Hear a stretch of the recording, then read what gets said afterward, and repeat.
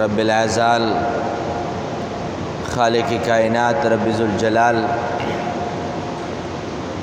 بدغی مبارک ساعت کې بدغی مبارک میاشت او بدغی مبارک ورځ کې زموږ استاسو د حاضر او د راتلونکو ټولو د حاضری لیدل اوریدل ویل په خپل عظیم بارگاہ کې قبول او مقبول او منظور فرمای او رب العزال خالق کائنات دغه پاک ورځ په تقدس سره او دغه پاک میاشت په عظمتونو سره موږ استاسو ټول د تیر شو ګناهونو نه پاک او فرمای. حاضرینو بلا مقدمه او تمهید د خپل دغه جملې نه آغاز کول غواړم چې د قرآن کریم فرقان حمید په آیاتونو باندې انسان نظر واچي او په پاک او احادیث مبارکاو باندې انسان د علم او د مطالعه نظر واچي نو موږ تاسو ته دا خبره واضحه جوړ شي واضحه معلوم شي چې رب ذوالجلال خالق کائنات چې چا لهم یو نعمت ورکی الله پاک دا نعمت واپس نه اخلي. الله کریم نعمتونو فراوانی به بندگانو باندې راولي. رب ذوالجلال قدرت او قانون داده چې نعمت واپس نه اخلي خو کله نه اخلي تر څو پورې چې د نعمت دغه بنده دغه نعمت قدر کوي شکر ادا کوي رب ذوالجلال دا نعمت ناخلی بلکې نورم زیات ورکوي. خو چې کله رب ذوالجلال خالق کائنات بخپل احسان سره بندگانو ته د نعمتونو کرم نوازی او فرمایي رب ذوالجلال بندگانو ته خپل نعمتونو او فرمایي نو چې کله دا انسان د خدای پاک چې بغیر د انسان له احسان لا بندگانو له دا نعمتونو ورکړي دي کله بندا دغه نعمت بے قدری شروع کړه دا نعمت واپس رب ذوالجلال واپس اخلي. دا د قرآن کریم اور د احادیث مبارکو دا یو اصول مونږ ته واضح کړي دي او قدرت الهی او قانون الهی مونږ ته بیان کړي دي چې د ډېرو آیاتونو مبارکو په تناظر کې دا قانون بیانولم څه د غنټې نه زیات په خپل باندې وخت غواړي. خو زه خپل مقصودی خبره طرف تراشم چې انسان الله پاک نعمتونه واپس اخلي ولی اخلي چې کله انسان دغه نعمتونو بے قدری شروع کی او په دغه خبره باندې مونږ بلګي خبره رسول غواړو چې دا بے قدری ولی کیږي دا بے قدری ولی راشي چې بیا نعمتونه واپس رب ذوالجلال واخلي. یاد ساته دا بے قدری په دې باندې کیږي چې انسان د خپل حال او د بل حال د دواړو جایزه واخلي نو خپل حال ورته کم ښکارا کیږي او د بل حال ورته بهترین حال او خپل حال ورته بدترین ښکارا کیږي. په دې وخت کې دا انسان د خپل نعمتونو بے قدری شروع کی او چې کله بے قدری شروع کی رب ذوالجلال دغه بندنا آرام آرام سره د نعمتونو واپس اغستل شروع کی په یو دم هم ناخلی کېدای شي چې انسان دې واپس پوي شي واپس په خپل حال شکر ادا کی او بل حال ته د انسان ګوري خو شکر د په خپل حال باندې ادا کوي لګ لګ رب ذوالجلال بندلا نعمتونه تر ناخلی کېدای شي واپس سودار شي واپس دې د خپل حالاتو د شکریا ادا کولو طرف تراشي آرام آرام سره. د دې د وجې نه حاضرینو ما خپل سوچ او فکر دا دی چې هر څه ډیر دي د هر چا سره هر څه ډیر دي خو د هر چا سره سم نشته د خدای پاک احسانات د هر چا سره ښه ډیر دي خو که انسان واخله چې تا سره څه دي نو بیا انسان دا وایي چې ما سره سم نشته او بیا مرحله هم دا راشي چې هغه هر څه ډیر په نشت باندې بدل شي اچھا ښایسته خبره کوله یو کس په سایکل باندې روانو خپل سایکل باندې روانو او خوا کې ورسره موټر سایکل په سپیډ باندې تیر شو سایکل والے هم چېرته جلدي وه زه چېرته په وخت باندې ورسېږم زړه کې دا خبره کوله چې کاش چې ما سره هم دا موټر سایکل وی نو زه هم ځای ته په وخت باندې رسېدلی وی چې همدغه موټر سایکل والا هم د سایکل والے په شان دی په یو ځای کې ارجنټ کار و دغه موټر سایکل والے سره یو ګاډی په تیز په یو شوخ کې تیر شو موټر سایکل والا وایي چې کاش ما سره دا ګاډی وای نو زه هم ډېر دغه ګاډي والے په شان ډېر په آرام سره او ډېر په زر باندې خپل منزل مقصود ته رسېدلی وای دا هغه تصورات دي چې سایکل والا د خپل سایکل د نعمت نه د دې د وجې نه ناشکره دی چې هغه نظر په موټر سایکل باندې دی او د موټر سایکل په نعمت باندې صاحب د موټر سایکل ځکه ناشکره دی چې د هغه نظر په ګاډي باندې دی او د ګاډي والے په خپل ګاډي باندې ځکه ناشکره دی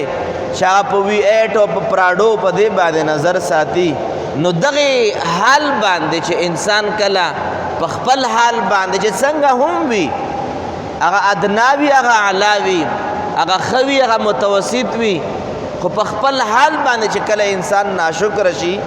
دی د رب ذوالجلال په عطا کرده نعمتونو باندې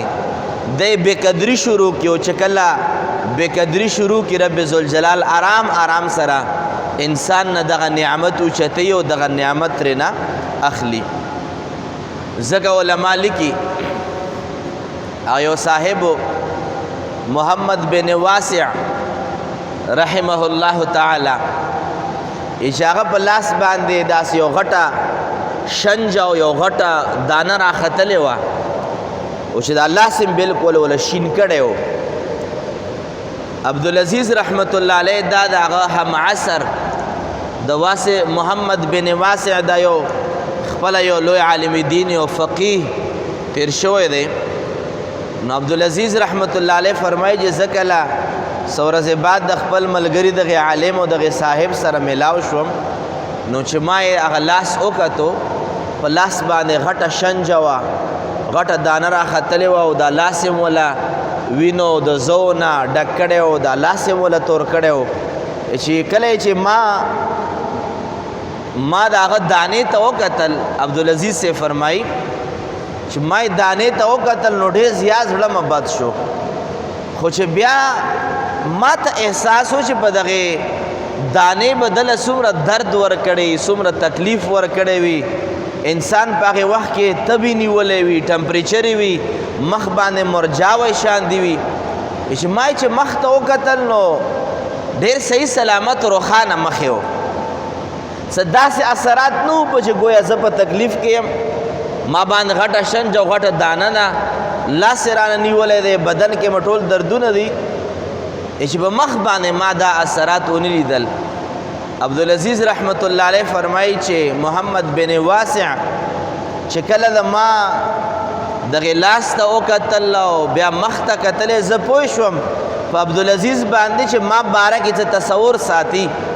چې ما ورته وویل چې حضرت څه تصوراتو کې مخکې لاړې چېرته لاړې چې ما ورته وویل صاحب په تا حال باندې حیران شوم چې دا مخ ته روښانه ښکاري لکه صحتیاب وي او لاس ته د ګورم نو ډېر سخت بیمار یې هغه ورته وفرمایل چې دا خبره نه مې ستا درست ده خو چې زه په دا خپل بدن کې ځکه خوشحاله یم زه په دا خپل حال ځکه خوشحاله یم چې زه دا تصور کوم چې که چېرې دا شنج او دا دانه الله پاک د ما په سترګه باندې راخېجولی وی نو ما به د څه حال وی چې هغه تصور چې کم زما دا جوړ شوی دی چې الله پاک قادر دی چې د ما په لاس باندې راوخېجوله او الله پاک په دیم قادر دی چې د ما په سترګه باندې هم راخېجولی شوه نو ما له خدای پاک توفیق د شکر راکو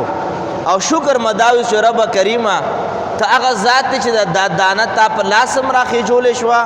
او راودخېجوله او په دې باندې هم قادر یې چې د ما په سترګه باندې راخېجولی شوه نو مال رب ذوالجلال په دې حال باندې د شکر ادا کولو توفیق را نصیب کړو ځکه ما په بدن باندې چې کم حال ته وینې زه سره د بیمارۍ نه تر و تازه یم هغې وجه دا ده ما په مخ باندې بشاشت چې ته وینې د هغې وجه دا ده چې زه په دې تصور باندې د رب شکر ادا کوم چې دا لاس باندې دانه که دا د ما په سترګه باندې دانه وای نو ما به څه حال وای الله کریم دغې دانې د راختلو د خپل رب د شکر ادا کېدو توفیق را نصیب کو دا هغه تصورات علما فرمایي چې کله انسان د بل حال باندې خپل سوچ او فکر کې یو تجزیه کوي او په خپل حال باندې فکر باندې تجزیه کوي په دې وخت کې دغه تجزیه چې کومه نتیجه مرتب کیږي هغه به یا ناشکری وي بے قدری وي یا به شکر ادا کېدل وي او ځکه علما دا خبره هم لیکي چې کله ناکله انسان په خپل سوچ او فکر کې چې کومه دی تجزیه کول غواړي د خپل حال او د بل حال یا د خپل ژوند باره کې د نعمتونو مال دولت صحت کور اولاد کار روزگار کاروبار سفر اندرون بیرون چې په کم سیز باندې دی تجزیه کوي قرآن کریم یو قانون ذکر کړی دی رب ذوالجلال د انسان د تجزیه په حواله باندې ارشاد فرمایي چې عسى ان تکرهوا شیئا فهو خیر لكم رب ذوالجلال فرمایي چې کله ناکله به ته یو څیز باره کې تجزیه کې او تا ته به بد ښکاري خو رب ذوالجلال فرمایي چې هغه څیز چې تا ته بد ښکاري رب فرمایي به تا دپاره بهتر وي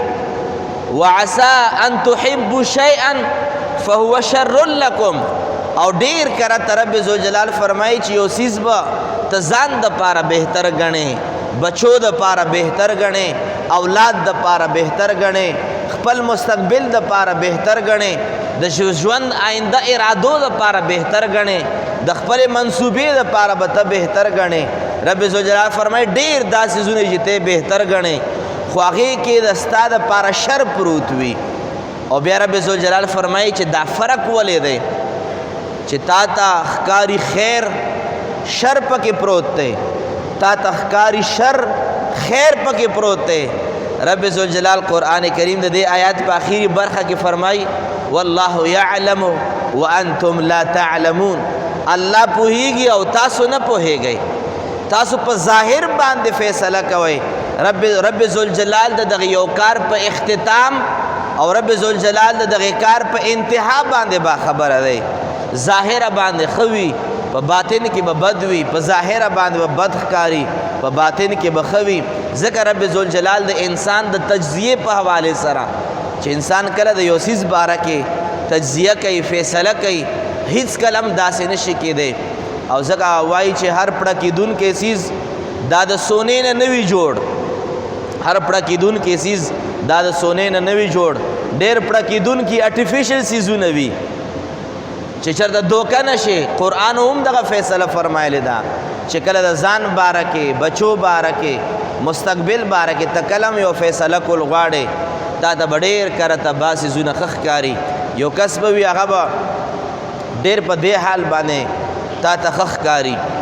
چې د سره دا گاډی دی د سره دا پراډو ده د سره خپل گاډي دي دا دي کاش چې دام زما وی نو انسان خواهش دا لري ارزو و تمنا دا لري خو دا خبره خو درست ده چې دا د ستا وی نو ته به ډېر زیات خوشحاله وی خپلو ضروریاتو پوره کېدو باندې به ستا وس بر وی خو لیکن د دې مال انتها تا ناشکرۍ ته رسوي تا شکر ته رسوي تا قربت الهی ته رسوي تا کا دعوت او عذاب الهی ته رسوي ډېر کرته مال د قارون سره په لاس کې راغلی هغه د خدای پاک په عذاب کې گرفتار شو او عمدغه مال عثمان غنی صاحب رضی الله تعالی عنہ په لاس کې راغلی دی 13 جمعه ما عرض وکړو عثمان غنی صاحب 2 ځلې د خدای پاک نه په پیسو باندې جنت اغستی دی چا جهنم واغستو چا جنت واغستو هغه ظاهري فیصلې چې کله د انسان په غلطیانو کې او په مغالطو کې انسان راشي بیا انسان د نعمتونو د شته نعمتونو بے قدری شروع کی او حضرت سیدنا امام اوزاعی رحمت الله علیه دا ډیر لوی محدث تیر شوی دی هغه فرمایي چې ما یو داسې درویش کس لیدلی و چې هغه ما ته خپله دا کیسه بیانوله امام اوزاعی سے فرمایي چې هغه درویش و او هغه ملنګ ما ته یو ورځ خبره کوله چې د ما شوق داو چې زه به نیکانو اولیاء کرامو په خلکو باندې ګرځېدم چې چا به راته وویل چې فلانکې علاقه کې داسې یو صاحب دی یو بزرګ دی د فلانکې سلسلې خاوند صاحب دی زه به لاړم او هغه بزرګ سره ما صحبت وکړو کې به ناستم هفته 10 ورځې میاشت به تېره کړه دعاګانې مې به واغستې چې هلته به بیا هغې دربار کې د چا نه خبر شم چې فلانکي ځای کې مې یو بزرګ شته نو مغې دربار نه به روان شم هغې بل صاحب له به لاړم هلته به میاشت 2 میاشتې تېرې کړې هلته به چا نه خبر شوم چې دغې بزرګ نه علاوه فلانکي ځای کې مې یو صاحب شته چې هلته به لاړم خو ټول ژوند دی د نیکانو د صلحاو په تلاش او په صحبت کې تیر کړی و الله کریم دې موږ ستاسو نصیب فرمایي چې دا صاحب وایي چې زه د نیکانو په تلاش کې چې د مصر رخ مو وکړو او مصر طرف ته چا راته وي چې فلانکي ځای کې د خدای پاک عارف بالله د خدای پاک ملګری او دوست اوسیږي مصر طرف ته روان شوم خو د مصر په دغې لارو کې چې یو جمپړی مو ولیده یو خیمه مو ولیده چې په دغې خیمه کې ما ته دا پته لګېده چې دلته هم یو درویش یو ملنګ عارف بالله دلته موسیږي د نیکانو خلکو په مضافاتو کې پته لګي چې دلته د خو خلکو هغه اثرات شته دی هر چا ته پته نه لګي سوچ دغې سیز تلاش کوي هغې ته بیا پته لګي غرض دا چې اجازه چې ورنږدې شوم چې ما اجازه وغوښته او دغه خیمه دروازه مو کولاو کړه چې ومو کتل په دغې خیمه کې یو درویش ملنګ ناست دی چې مخ نه انوار او تجلیات او رڼاګانې خیږي زړه مو ډېر زیات خوشحاله شو چې روان یو ځای لوم لار کې راته یو بله برخه میلاو شوه زه کېناستم یو ساعت چونکې طریقه هم دا وي چې پاکو خلکو له لاړ شي نو په ادب او احترام باندې به کښېنې ډېرې خبرې به هم نه کوې او ډېر سوچونه او فکرونه به هم نه کوې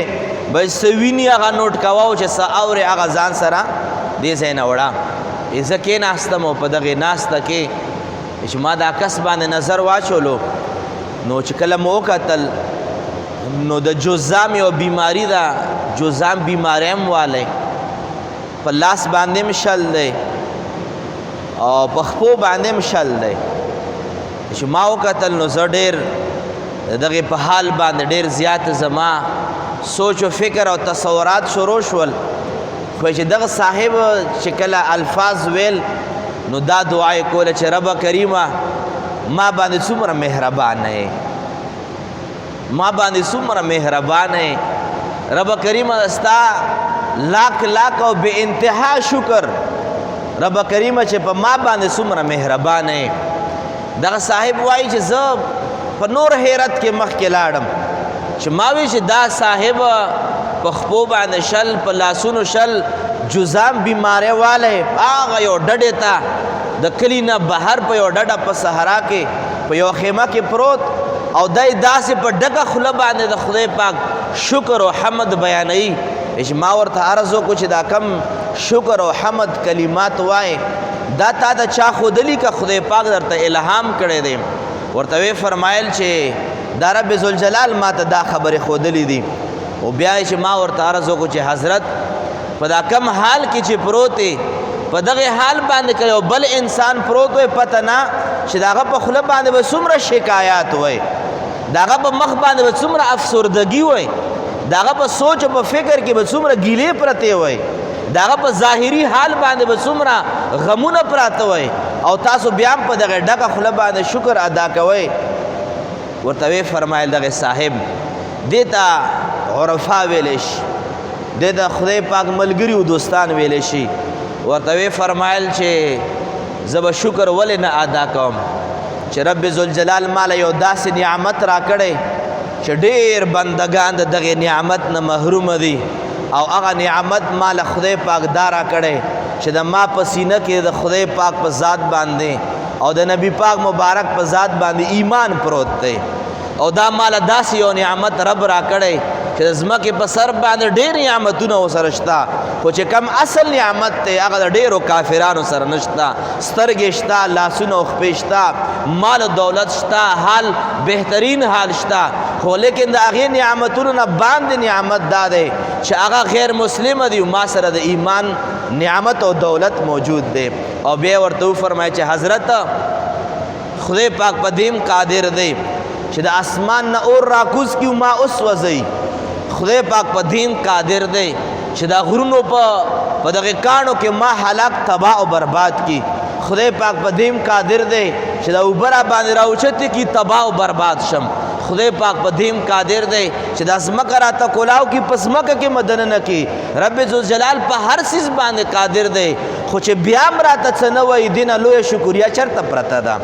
دینه لوی نعمت د ما دپاره چرته پروت دی لاس مه نشته خپه مه نشته جزام بیماري ده دا هم ما دپاره مصیبت دی دا هم د ما دپاره غم دی خو دینه لوی غمونه هم شته دی چې الله پاک د هغې نه ساتلی یم ځکه رب ذوالجلال په دغې حال باندې د شکر ادا کېدو توفیق را نصیب کړی دی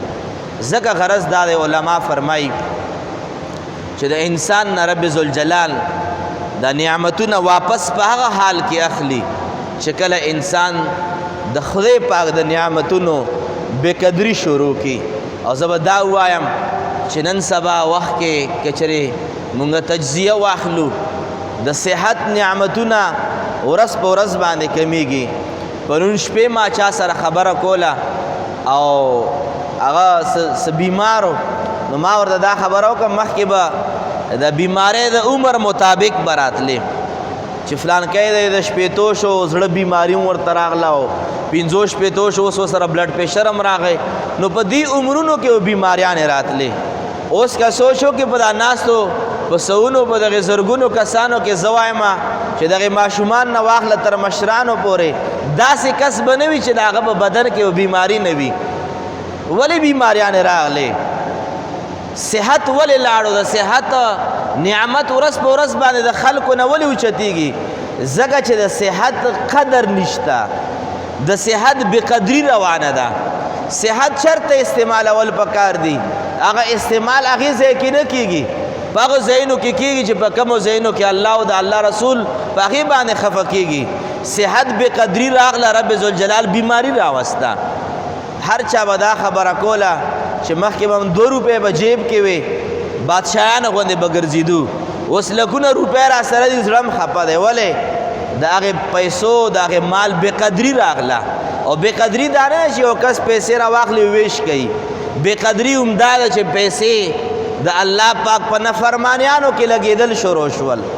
رب ذوالجلال چې کم مال څه دپاره درکړی دی د هغې نه علاوه په اشیاو کې د هغې خد شروع شو او دا د مال بېقدري ده دارنګې اولاد مخکې به مشرانو خبره کوله چې په حجره کې به یو مشر ناستو 4-5 کشران به تېرېدل داسې به تېرېدل لکه ګونګیان ځکه چې هغه مشر به حجره کې ناستو یا به کشران حجره کې ناستو بیټک کې یو مشر به راغی هغه کشرانو به دا ځمکه به نه ټینګېده یو به آرام آرام سره وتو تښتېدل به مشرانو هولډ و روب هغه کشران چرته لاړل هغه کشران کم ځای ته لاړل هغه کشران هم لاړل هغه مشران هم لاړل وجه څه ده وجه دا ده چې د خپلو بچو بېقدري شروع ده د خپل ماتحتو خپلو کشرانو بېقدري شروع ده او بېقدري دا نه ده چې خلک یې څپېړې وله ورکوي د سر نه یې ویښته په لاسونو باندې وباسي. بې قدري هم دا ده چې سحر کې سکول له نه ځي، مور و پلار یې پوښتنه کوي، خو که سحر کې چېرته مونځ ونه کړو په کال کې هم پلار پوښتنه نه کړه چې بچې تا سحر مونځ کړی دی او که نه. دا د بچو بې قدري ده. د بچو ښه تربیت دا د دغې نعمت قدر دی. غرض مه دا چې که چېرې مونږ د مال په حیثیت باندې، د صحت په حیثیت باندې، د بچو په حیثیت باندې دارنګې مخکې چې میندې مخکې بلالچه میندې وې، میندو به داسې داسې وي، داسې نن سبا خو راشه مور دغه حد ته را رسېدلې ده. هغه مور درست ده، تا د خپل د مور د نعمت بېقدري شروع کړې ده، ځکه مور تا ته بلا جوړه شوې ده. هغه مخکې به خلکو ویل چې خپلې ښځې به داسې حیاناکې به وې، پردناکې به وې، د خولې نه به الفاظ خاوند پوره لا نه ادا کړي چې ښځې به د خپل خاوند خبره منله. هغه قدر لاړو، د ښځې قدر لاړو، ښځې په سوچ کې د خاوند قدر لاړو، ماحول دغه حد طرف ته راغی. ځکه علماو د نن سبا حالاتو مطابق یو بهترینه تجزیه دا لیکلې ده چې د هر شي فقدان ځکه رالو، د نعمتونو نشتوالی ځکه راغی،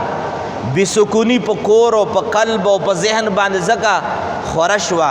چې کله انسانانو د خدای پاک د نعمتونو بېقدري شروع کړه. رب ذوالجلال آرام آرام سره د بندگان نه دغه نعمتونه اخلي. او ځکه رب ذوالجلال ارشاد فرمایي چې وشکرو لی، ای زما بندگانو د ما د نعمتونو قدر وکئ، زما قدر وکئ، ولا تکفرون، او د ما د نعمتونو ناشکري مه کوئ. او چې کله بېقدري راشي او کله ناشکري راشي، حال به څه وي؟ حال به همدغه وي چې د کم ما وستا د هغې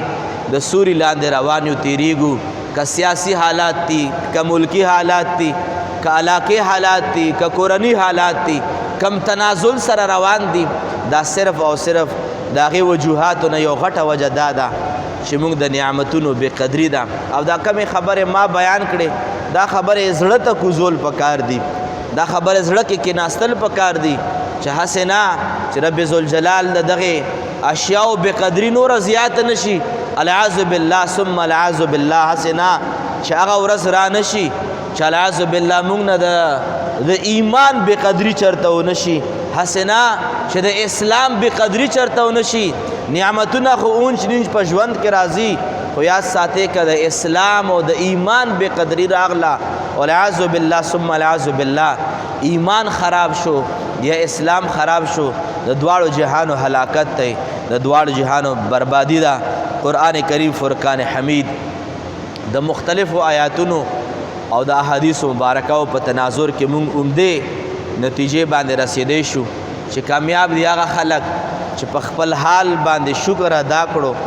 او د شته نعمتونو قدر ادا کړو. دغه خلک چې دا کامیاب دي. الله کریم خالق کائنات رب ذوالجلال د موږ ستاسو د بلا احسان او منډو ترړو چې کم نعمتونه د رب کریم طرف نه مونږ ته را نصیب دي، که هغه د سترګو په صورت کې دي، که د بدن په صورت کې دي، که د اولاد په صورت کې دي، الله کریم دې مونږ ستاسو د دغې نعمتونو قدر توفیق را نصیب فرمایي. او الله کریم که مونږ نه خفه شوی وي، الله کریم د خپلو محبوبانو په خاطر باندې د مونږ ستاسو خپله کامله عاجله رضا نصیب فرمایي. وآخر دعوانا ان الحمد لله رب العالمین. امین. الحمد لله رب العالمین والصلاة والسلام على أشرف الأنبياء والمرسلين وعلى آله وأصحابه وذرياته وأهل بيته أجمعين. رب کریمه مونږ نه داسې راضي شي چې بیا ناراضه نه شي. رب کریمه د ستا د نعمتونو د شکریا ادا کولو توفیق زمونږ نشته. رب کریمه د شکریا ادا کولو توفیق زمونږ نصیب فرمایي. رب کریمه که مونږ نه خفه شوی وي د محبوبانو په خاطر باندې مونږ ناراضي شه. رب کریمه مونږ ګناهونه معاف کا، نیک اعمال زمونږ قبول و منظور فرمایا. او دغه دعا په ضمن کې یو اعلان عرض کول غواړم، خاص کر دغه نږدې خلکو دپاره. د مونږ په جومات کې دغه زرغونی جومات کې د درس د ترجمې او دغه درسونو اهتمام هفتواري کیږي، خو لیکن انشاءالله العزیز د سبا نه به دلته زمونږ حافظان قاریان صاحبان به کینی، که دغه فلیټونو کې څوک وي یا نږدې مضافاتو کې څوک خپل ماشومان ترجمې لا، کتابونو لا یا ناظرې قرآن مجید ختم لا څوک خپل ماشومان راولئ نو انشاءالله العزیز سبا نه به دغه جومات کې به قاریان صاحبان علما به کینی او چې څوک د کم کتاب د ترجمې یا د څه ضرورت لري نو انشاءالله العزیز دلته راتلی شي او دلته خپل ماشومان هم رالیږلی شي دلته به ناظرې کلاس هم لګیږي الله کریم دغه جومات او مساجد په درس او په تدریس او په دغه منځونو او په عبادتونو باندې همیشه د پر آباد و ودان وساتي الله کریم د مونږ بچي زمونږ اهل او عیال د الله د دین د پاره وقف کړي کی الله کریم دې مونږ نه په خپل بارگاه کې قبول و منظور فرمای ډېر خلکو دعاګانې غوښتي رب کریم بیمارانو له صحت ورکې قرضداري قرضونو نه خلاص کې رب کریم بے کور له کورونه ورکې بے اولاد له صالح اولاد ورکې د چا اختلافات اتفاق او اتحاد ورکې څوک ناشکر دي شکر توفیق ورکې څوک بالماض دي رب کریم د منځ د ادایګۍ د 5 وخت توفیق ول ورکې څوک غافل دي ته ذاکره کې رب کریم څوک ساجدین دي ته سجده قبول کې څوک ذاکرین دي ته ذکرونه قبول او منظور کې څوک پاکانو نیکانو خلقو کمې دعاګانې کړي پاغې کې زمونږ لویه برخه نصیب فرمای وصلی الله تعالی علی خیر خلقه سیدنا محمد و آله و اصحابه اجمعین برحمتک یا ارحم الراحمین